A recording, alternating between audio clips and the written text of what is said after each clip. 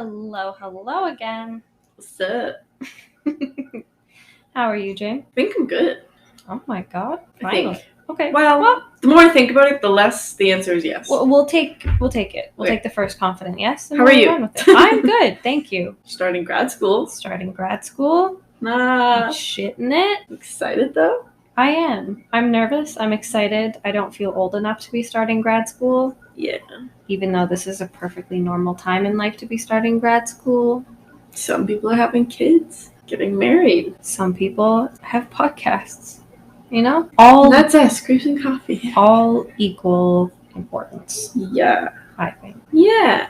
This is our baby. This is our baby, and so are all of our listeners. They are our sweet children. Sorry we can't afford to feed you all. I'm so sorry. There's not really anything too new. We don't have our guests anymore. We missed them. We miss them very much. You guys will probably miss them too, I hope. Hmm. I thought they were delightful. They're alright. Okay. Well,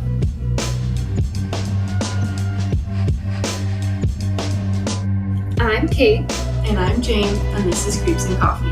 a show where we talk about the dark parts of the world around us Cryptids, conspiracies, things that go bump in the night. and the crimes behind the scariest creatures of all, humans.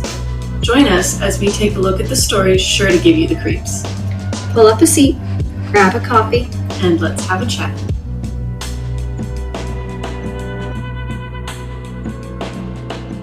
Anyway, Well, this episode we don't really have a guest, but we do have a special feature. we do. I'm excited about this. Yeah. So, last week, Jamie and I were playing The Sims, and as we were just hanging out, we got a notification that we had a message over on our Instagram, which is at Grapes and Coffee. If you want to check it out and follow us, that would be lovely. But we got a message from a lovely person named Erika, who is the co-author of a book called Confessions of a Prison Cook, a fusion of food and crime. And we got to chatting with Erika about the book and sort of what she and the co-author Phil had been writing about for the last 10 years. And they thought it might be cool for us to kind of work together to talk about some crime and some coffee, because we love coffee, we love crime. No, well, We love everything. we don't love crime, we don't support crime. We Speak for yourself. we are interested in criminology. There we go. That sounds less like we're going to get arrested. Debatable, but okay. But yeah, so we are going to talk about some crime and some coffee today, and some coffee-related crimes that were brought to us by Confessions of a Prison Cook. It's true. And I'm excited. I also wanted to shout out their blog, if I can do that now. Yeah, That's cool. absolutely. Because I kind of went down a rabbit hole with them. Well, I should say, Jamie has a newfound interest in blogs. It's true. We have a blog now. Yeah, we have a Creeps and Coffee blog. If anyone wants to go read it, Jamie's going to be... Creeps and Coffee. Shocker. Jamie's going to be uploading once or twice a week just little blurbs of some stuff that might not be long enough to talk about in an episode, but are still fun to chat about. So It's true. if you want to follow along there and get some updates from us online, you can check out creepsandcoffee.blogspot.com. But that's a little shout out for us. Yeah. But that's why Jamie's really into blogs right now. And it's true. perfect that they have a blog. So And their titles are so interesting. They're really not clickbait, but they attention grabbing. Yes. So I wanted to read them to you so you guys would be interested and check them out, because I was screaming at some of them. You have the extra creamy cupcake. I will leave that to your imagination. Don't, because it's exactly what you think it is. It is. Deviled egg goes to jail. Mm. Pickled egg predicament. Rigatoni and mob memorabilia. Killer corned beef since 1934. You've got spaghetti sauce and poison. I love that. my favorite. Mm-hmm. The Codfather. That's my That's a favorite. good one. The Haggis Hate Crime. Cannoli Killings. That one's actually dark. She murdered her children. Did I already say Haggis Hate Crime? You did. Okay. Yeah. Snail Sneaks into Ginger Beer. Mm. Snaky Snail. The Krispy Kreme Meth. Bye Bye Miss American Pot Pie. I like that one. The Forensic Frosting. Pastry Murder for Hire. And my personal favorite, Attack of the Resentful Tomato. And there's so many more. All of those were posted in the past 2 months. Oh yeah, and can't forget Poop Ice Cream. Oh, yep. Posted on July 20th. Go check it out. Yes, and the Semen Salad. That one's fun. Start with semen, end with semen. I like it. Yeah, you're welcome. What I really like about their blog is that they have a feature on it where if you type in any type of food, it'll pop up with a related crime. It's true. So in our case, you type in coffee, it'll come up with a bunch of coffee-related crimes. Mm-hmm. They have a bunch of, like, the most recent one I saw was about oysters. There's a scallop one. Yep. So it's a really... Crustaceans. It's a really dangerous website because you really get lost in a rabbit hole, as Jamie and I discovered. It's true. Through talking with Erika. And can I mention part of their book? Please do. I didn't know if we were going to save it until last, but I saw it and I got excited and I wanted to say it again. In the book, Confessions of a Prison Cook, I believe on page 37, 38, they have in different spots recipes, literal recipes, like 4 sprigs of rosemary, 6 cloves of garlic, salt, pepper, that kind of stuff. And it explains how to make it, and then pairing it with it, like a news clipping. So I wanted to give an example. The recipe is Bobby's Bitter Leg of Lamb. The news pairing is an argument over groceries was to blame for a North Carolina altercation where a woman left her wheelchair to beat a man with her prosthetic leg. Honestly, I laughed so hard at that. Icon behavior. Good for her. Yeah. But I think it's... We'll talk more about the book later. Yeah. But I think it's really cool because Phil, the co-author, actually was a prison cook. So the story, like the book, is about his experiences in prison, his life, and what insanity that he saw. Yeah. Mixed with the reporting and like journalistic stuff that Erika brings. It's a really funny pairing. And if you can't afford it, there's some free chapters, I believe, on Google. There's 6 free chapters up on Amazon, so you can sample it and check it out, which is cool. And can I read one more? Go for it. So you have the recipe for a gooseberry crumble pie. Delicious. Caitlin doesn't like pie, so... I also don't know what a gooseberry is. It's a berry. Thanks, James. I don't actually know. Yeah. The news pairing for that one is force-feeding geese to produce the delicacy foie gras is banned in 16 countries and most U.S. states. I thought foie gras was duck. Can you eat goose? Hold on. Wait. It's made of duck or goose, but force-feeding them is illegal, so... Well, I get Little that. Fun history fact for you. Food history, if you will. History. No. Ew. It is a fisting-free podcast. Is it? Wow. Okay. Feel attacked here. So... Sorry, that one blindsided me.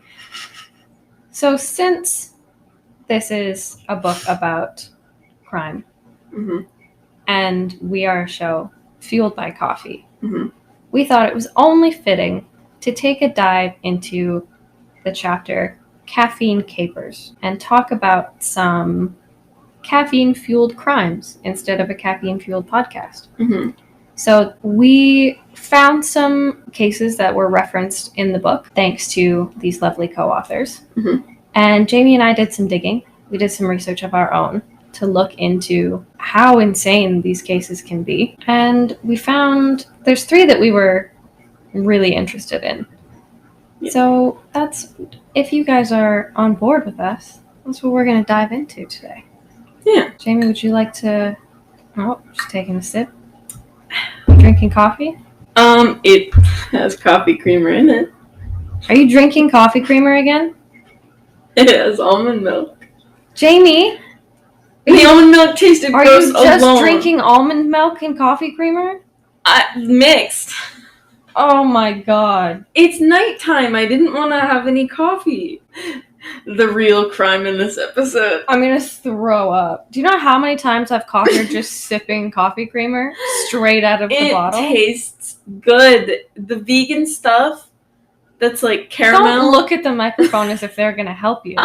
She's looking as if this is the office and she's staring. They're not here to defend you. This is gonna turn into a coffee crime right now. Michigan man. Cool. I'm gonna talk about a Michigan man. I heard it that time. What? I'm gonna talk about a Michigan man. No. About the Michelin man. About the Michigan man who poisoned his ex-wife's coffee, who was only sentenced to 60 weekends in jail. 60 weekends? You know what? Yeah. I'm gonna go on a rant for a second. Go for it. I've never understood weekend prison times. It's just for fun. Like, these people go in, get locked up for the weekend, and then just go back out, live their lives. I don't understand that either. Is that not just guaranteed rest on the weekend? Yeah. Free food. Yeah. Place to lay your head. That's just mine. To be fair, I didn't know that was a thing until like this week. There you go. Yeah, this guy was only sentenced to 60 weekend days in jail. That's like, what, 2 months? Not 2 months. So there, hold on. Quick math. There's four. I was 4 thinking weeks. if you did every day, 30 days. If you plus did every 30. day, it's 2 months. 4 weeks typically in a month. Go away. See, I understand So that's now. 4 weekends. 4 And 10, two, 15. 2 per weekend. So that's 8 per month. I'm starting my master's degree on Monday. 8 per month, right? No, there's 2. If it's 4 weeks, 4 weekends, 2 of those weekend days. That's 8. Right. So 8, 32, 40. I'm counting on my fingers. 48. That's like 7 months? 7.5. See, why wouldn't you just agree to do the 2 months? Right? Straight. Anyway, tell me more about this man. Anyway, it happened actually in 2019, and the prosecutors were outraged, understandably, because they thought he deserved a harsher penalty. So what did he do? He poisoned his ex-wife's coffee. I'll explain. So Brian, It's always don't know how to say fucking his last name, Brian. but I will try. Brian Kolzowski.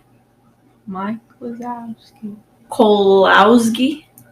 Brian of Michigan was Yes, Brian. routinely placing up to 8 sleeping pills in his wife's coffee every morning. Jesus. Yeah, through all of July as she was filing for a divorce. So I'm gonna take a stab in the dark here and say that he was abusive in the marriage. Probably. And yeah, she charged him for poisoning in June of that year. Oh, so she didn't die? No, she figured it out after she got sick. Good So- for her. I think her name is Therese? Therese. Therese? Just Therese? Mhm. Not Teresa Caputo. Typical Long Island mom. Except for one Therese thing. Kalowski. I talked to the Kazalowski. Yep. Yeah, she started feeling ill, Well, understandably. 8 sleeping pills in your iced coffee will do that to you. And she believes he did it in an effort to kill her, which is why she took him to court. Because she thought that since the marriage was ending, he figured it would be easier just to... Yeah, Kill why her. is that not an attempted murder charge? That's why prosecutors are mad. Well, Because I it am- should be. Well, I stand by the prosecutors. Yeah. That's bullshit. And so after she started feeling sick, she became suspicious. So she put up hidden cameras in her kitchen, straight up video footage of him doing this. Men are so stupid. And he did that. He put, this is a quote, 8 sleeping pills into a coffee pot every single day for weeks on end. An adult dosage, according to the package, is 1. Yeah, sleeping pills are intense. Yeah, it didn't work. I don't know how it didn't work. I don't know how she didn't pass out Yeah. or like fall asleep driving or just die. Good for her, though, for catching it. Yeah. and taking a stand. Mm-hmm. But yeah, apparently this is a 15-year felony, poisoning someone. You would think. Yeah, but for some reason he was allowed to do this. Men. I don't. Yeah, it was diphenhydramine. Sure. You guys know what that is. Try and spell it, I dare you. Yeah, so she was feeling tired and nauseous and had blurred vision, which I get that off of one pill. I take one of my stronger allergy meds, and I wake up confused as to where I am. It's true. Like, I took a Benadryl the other night, and I woke up and I ran into the wall. I can confirm. And yeah, so the last coffee he made was found to contain 127 milliliters of diphenhydramine. See, 127 milliliters. that's a lot. Because isn't I don't know much about measurements. normal like 10? I don't know. Something like Probably. That sounds like a lot to me. And he pleaded no contest to the charges of poisoning a drink, so why is he getting weekends? Yeah, why does he just get to gallivant through life? I hope she got everything in the divorce. Yeah. The prosecutor wanted at least 19 months in jail. Yeah. At least. I would too. Yeah. And apparently the court just seemed more focused on ensuring, quote-unquote, the defendant's freedom and ability to work rather than the victim's safety. Yeah, that sounds about right. No, I feel like that should constitute, first of all, a domestic violence charge. Yeah. Second of all... And that means he's out now. Yeah. He's done. Oh, yeah. He's been done But for second years. of all, attempted murder. Third of all, poisoning. Literally. Maybe I should become a judge.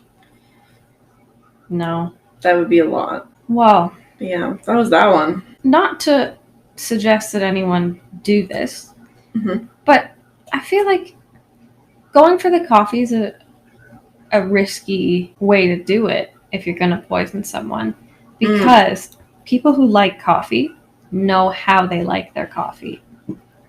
And if they're anything like me, you can taste medicine. True. I just wanted to say, apparently the adult dosage is 50 milligrams. Ooh. So it was a little bit more than... Just a little. But yeah, so if your coffee seems off, you're going to take a sip and you're going to dump it. And you're going to make a new pot. Mm-hmm. So maybe like water, juice, something that they're not drinking often. Or don't poison someone. That's the better route to go, probably. Of all the ways to kill someone, though, why are you choosing the one way that an autopsy you'll get caught? Yeah, very traceable. And it's like, shocker, the ex-husband did it. Yeah. Gasp. Yeah. Blech. No one ever suspects the ex-husband in the middle of the divorce. He would never. So, another happy couple to come out of Chapter 64 takes us to Barrington, Illinois. How do you spell that? Too many I's. It's 2016. 65-year-old Larry and 59-year-old Karen Lotz were starting their day just like any other. They're, typical family doing their thing. Doing drugs? No, they're not. Karen was an admissions processing supervisor at Harper College, where she had worked for almost 20 years. She started in 1996. She was passionate about economic empowerment and animal welfare. She talked about that stuff a lot. Preach. And then we have Larry. So Larry was a Vietnam vet who had come back and ended up working in IT, so information tech. He worked for a couple different employers, and then by this time, January of 2016, he was retired. And he was enjoying life at home. Larry was having a good time. His retired life often included waking up early to help Karen get ready for work, maintaining the house while she was away. Their son said that he would cook dinner for her and make sure dinner was on the table when she got home from work. That's nice. Yeah. I guess, yeah. When does it turn sour? This day in January would be much different for the couple that, quote, adored each other, unquote. Okay. Fairly early on in the day, police received a call from Larry informing them that he had shot his wife following an argument about leaving the coffee maker on. He admitted it? Yep. Wow. So what happened was he shot her and then called one of their sons, told him that he shot his mother, Um, and then called the cops and told them the same story. So the story that he told them, which was captured on video, was that they had gotten in this argument, that it was like a typical morning, everything was fine. They'd gotten in an argument. Larry had gone up to his office, which was above the garage. He wanted to get some space. He wanted to cool down, but couldn't really do that. His head was all over the place. And Karen followed to try and continue the argument or, have a conversation like a healthy relationship would. Mm-hmm. And when Karen entered, Larry pulled out his .45 caliber gun, pointed it at Karen, and shot 4 times. 3 of these shots hit her, including 1 shot in the torso and 1 in the head. Karen, unfortunately, would later succumb to her injuries and would pass away later that day in a local hospital. Mm. Larry would try an insanity plea. No. And tried to blame PTSD that he was not diagnosed with. In the court case People v. Lotz, which was updated in 2021. So 2 years prior to the shooting, Larry had been spending time with a man named Herman, who he served in Vietnam with, who he had worked with plenty of time, and with whom he had experienced a bomb, like a booby trap, being detonated and exploding near their base. And Herman had spent 6 years in therapy to treat PTSD, which, good for him. Mm-hmm. So he felt he had a pretty good handle on what the signs were, and he claimed that he started seeing some of those signs in Larry. Okay. A lot of people said, including like Larry's siblings, some neighbors said that he startled quite easily, which is typical of a war vet. Anybody in the military. Yeah. The sons, Curtis and Matthew, Karen and Larry's sons. Curtis. Sorry. Said that his cognitive functioning had deteriorated in the last couple years before the shooting, so his memory was going downhill. That's not necessarily a PTSD thing. He was 65, so that happens. Okay. But yeah, basically, Larry tried to take all of this and say that it was a blind rage. He panicked, and it was a trigger for him, so he whipped out a pistol. And according to Larry, the plan was he was going to shoot himself because of this argument. But when Karen walked into his man cave, he decided to shoot at her instead. Mm-hmm. The court was like, yeah, no, doubt it. So Larry was charged with second-degree murder and was sentenced to 16 years in prison. Wow. All because one of them forgot to turn the coffee maker off. The highest treason in a marriage? Also, though, what does that do? Doesn't ruin the coffee or the coffee maker. Nope. Raises your power bill, maybe. Couple cents. Yep. Gas. Yep. Like, I understand not wanting to fuck with coffee. I get that. I don't know if I would murder Well, no, I do know. I do know that I wouldn't murder someone It's over just that. a bit of an overreaction. Yeah. And I think clearly there was some more stuff going on, but I don't think PTSD would justify shooting his wife in the head because they got in an argument. Yeah. I don't think he was about the coffee machine, actually. Yeah, surprise. I think there was more behind it. Just a guess. Yeah, just a stab in the dark. Well, maybe not the best analogy to use there. Are you done? But yeah, so moral of the story, turn your coffee machine off. And don't kill your spouse unless they really deserve it. Yeah. I'm not going to argue that. Shall I move on to my final story? Please do, because I have heard of this one before. Do you know anything about it? I do. Oh. Well, feel free to, clue our guests in. Our guests, our audience, our people, our homies. If I miss anything. We'll do. So, this is a coffee murder, as it's quite on the nose. On nose, yeah. It's what it's being called in news articles, the coffee murder of Indonesia. Yep. It was a coffee murder in Indonesia. Shocker. Actually, I don't know how to say it, Jakarta? Mm-hmm. That's exactly how you say it. Yes. So, I believe 3 friends went on a coffee date. Was it Starbucks, actually? I don't think so. No, it wasn't. It was an upscale Jakarta cafe. Yeah, it was like a local cafe. My brain just pictured Starbucks, and I was like, I wonder why. Drinking Starbucks. Oh. It's 8 p.m. I don't know how to say any of their names, and I feel bad. Let me see. Weiyan Mirna Salhini and Jessica Kamala Wongsu? Sure. Wongso? Sure. Anyway, they were hanging out, having coffee, and when Weiyan had a drink of her iced Vietnamese coffee, delicious, by the way, she collapsed and started convulsing. And a couple hours later, she died.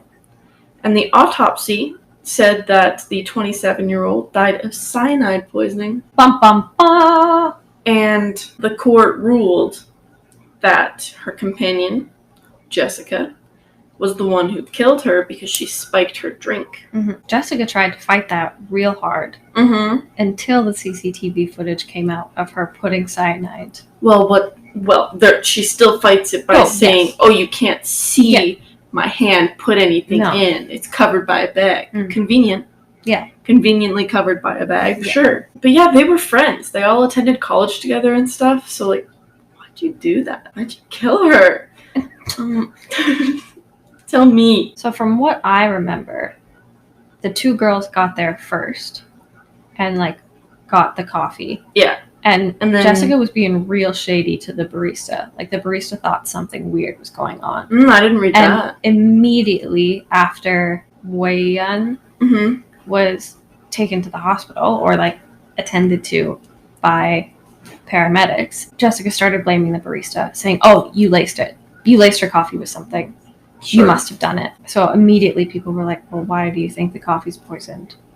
She was like, "Weird. I don't know. So the barista must have done it." It's crazy. She made a series of quote-unquote unknown movements behind the bag in front of her coffee. Jessica, not looking great for you. No. And it's in clear view. Like, did you see the CCTV footage? No, I haven't watched it. It's in clear view that she's doing something to the coffee. Yeah. You don't need it to be exact footage. That's pretty strong evidence. Yeah. But a little side note, apparently the location of the cafe, they consistently run out of Vietnamese iced coffees now because intrigued residents come and order it because they want to. That's fucked up. That is. I would do that, but See, it reminds me, there's a show. Is it the one about tourists? Yeah. Dark tourism? Is that called? Dark Tourist. Dark Tourist, yeah. Yeah, so there's a show called Dark Tourist that talks about people, like, going on these tours and stuff. And one that I specifically remember, I think was... They do a Chernobyl Jeffrey one. Dahmer. Oh.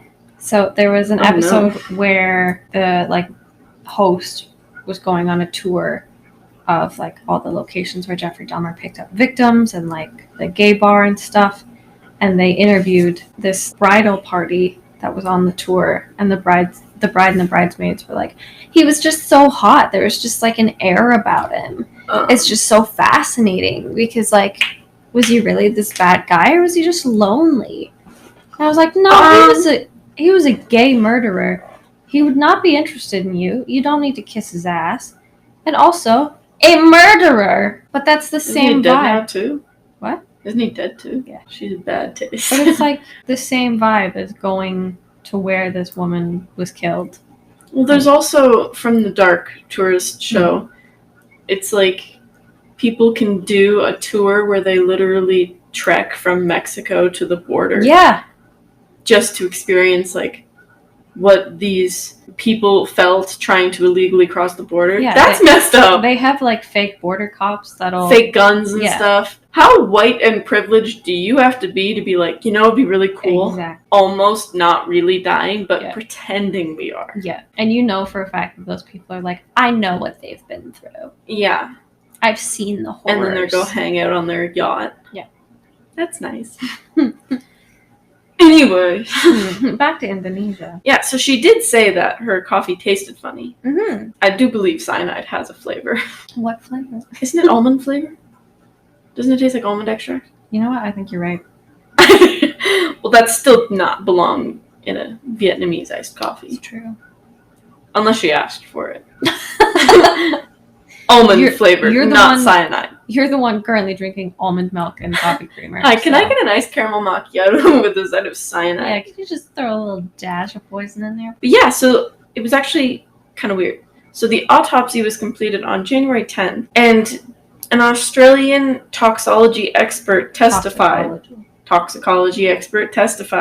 saying that the amount of cyanide found in her body was not enough to kill her. But why she did then? Yeah, well, so, no, let me get this straight. So this woman in our first story takes 8 sleeping tablets in her coffee every morning for weeks and is fine. This poor girl takes not even a lethal dose of cyanide and is donezo on a coffee shop floor. Both friends she's with poison her drink. And yeah, apparently the defendant was adamant that she was never seen spiking the coffee. Also, just because you hide it from the cameras, there are other people around. Did nobody else see it? Yeah, there were other witnesses. Okay. Yeah. So, like, man. But that's what I mean. Even the barista was like, no, she was meddling with something. Yeah. So Jessica, it was also known that she'd apparently attempted suicide before after she was involved in a drunk driving accident. Mm-hmm. She was not a great person. No. And prosecutors said that she tried to kill her friend because she had once insulted Jessica's former boyfriend and told her she should break up with him. Listen, if I had a dime for every time you and Holland insulted one of my exes and told me to break up with them, you'd be rich. I'd have so much money. And I have never once thought about poisoning your coffee. Well, I've never once followed through on poisoning your coffee. What times did you plan on poisoning my coffee?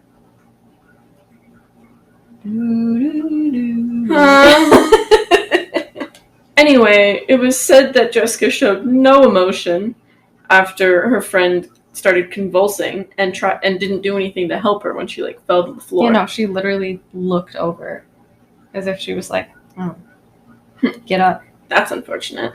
Yeah, and she was declared guilty. Shocker. This was in 2016, so I'm assuming she's in jail right now. I would hope so. Hopefully. Unless she's just there on weekends. Yeah, that's the Indonesian coffee murders. Iced Vietnamese coffee. I know it's bad, but now I want an iced Vietnamese coffee. Moral of the story, don't let anyone touch your coffee. It's true. That's it. That's the only moral.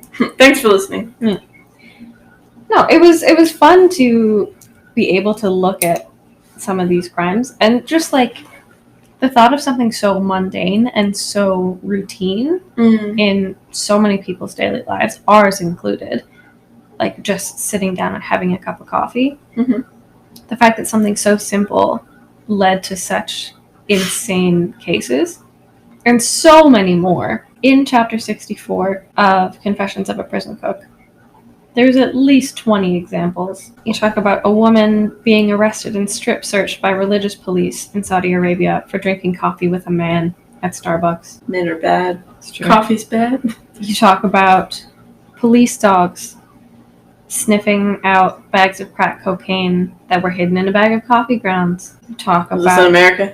Yeah, shocker.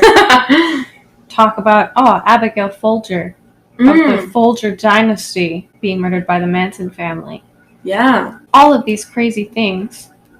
Can I say some too? Please do. Well, apparently in Kansas, a group of young adults, teens, tweens, whatever they are, fended off a predator, aka a pedophile, by throwing hot coffee.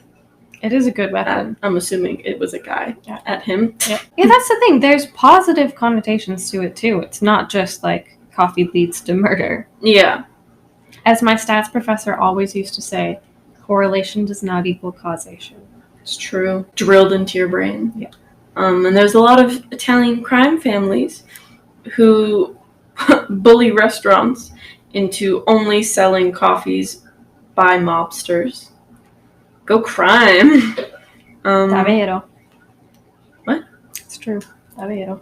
Oh, they said Davide. Liar. Actress. Yeah, that's all I got. There's lots of stories, and obviously this being chapter 64, Lots of chapters. there's lots of chapters. It's not just about coffee. There's a whole section of the book where Caffeine Capers is found, called a la carte, which is basically these historical fusions of crime and food types. So basically what we've been talking about and what they do on their blog. But the main book itself is about Phil and his experiences at Otisville Federal Prison as an inmate's chef. So, do you want to read us a blurb about the book? Give everyone a brief summary. I would love to. So, imagine. I am imagining. Close your eyes. Yeah. Close your eyes. As Connor likes to tell me, close your eyes, shut the fuck up, and get comfortable. Ready. Imagine being sentenced to 10 years in jail. How would you survive? I wouldn't. Confessions of a Prison Cook, a fusion of food and crime, is based on the true story of a New York banker's incarceration and redemption after becoming the inmate's chef. New York! Nourishing fellow cons and eventually his own soul, Phil Longo survives and thrives to recount twisted tales and stir up tongue-in-cheek recipes, much like the lady with the leg. Tongue-in-cheek? Mix in some sexy inept nurses. I read that chapter. Drunks. Monks. Chinese gangsters. And one-legged cooks. Ooh. Food was not the spiciest part of his experience. But it does become Phil's olive branch to Otis villains. Okay. The people at the prison. Ah. Like chocolate-addicted teen gangster Jesus. No, Jesus. Vain mafioso Joey. I didn't know Jesus went to jail. If that's not a mafioso name, my name's Joey. Yeah. Yeah. And Contraband King Lincoln. That's a cool name. It is. I have a student named Lincoln. Lincoln. Cool. Incarcerated for a decade, Phil learns life is truly stranger than fiction, and he gains rich insight into his fellow man and realizes that no one is rotten to the core. Except pedophilic murderers. She's got a point. And rapists. It's true. Everybody else, yeah. Everybody else, yeah. We'll see. Yeah. So if this sounds like something that you'd be interested in, and if you like us, we think you would be interested in this, we highly recommend you check out this book, which is available for sale at Amazon all over the world. You can get a paperback copy. You can get a Kindle edition. So once again, the book is called Confessions of a Prison Cook, a fusion of food and crime. It's in a cool font. It is. It is co-authored by Phil Longo, the man of the hour, and Erika Somerfeld, who we have to thank for this episode. It's true. Because we wouldn't know about all of the hard work they put into this. 10 and go years. follow them on Instagram, because they have an Instagram. Yeah. They worked for 10 years on this book, and for some reason chose us to talk about it. 10 years ago, I was a child. It's true. Oh God, we were 13. Mm-hmm. We gotta go. That has been Creeps and Coffee for this week. No, I can do the outro. Outro! Anyway. What, was that not good? While you're checking out Erika and Phil at Food and Crime. I was right! You said crime and food. Oh. Check out their Instagram at Food and Crime. You can also check out our Instagram at Creeps and Coffee, our Twitter at Creeps and Coffee. You can check out our blog now at creepsandcoffee.blogspot.com. You can send us an email at creepsandcoffee@gmail.com if you have any book recommendations. If you have questions for Erika and Phil, we would love to send them over to them. Or if you want to help support the show and possibly buy us coffee to help our caffeine-fueled recording sessions. Or sponsors. Or sponsor us, that'd be great. You can check out our Buy Me a Coffee page, which is buymeacoffee.com/creepsandcoffee. Keep listening, keep liking, keep sharing, keep spreading the love. Round of applause. And don't murder anybody for coffee. But drink coffee. All the time. Drugs.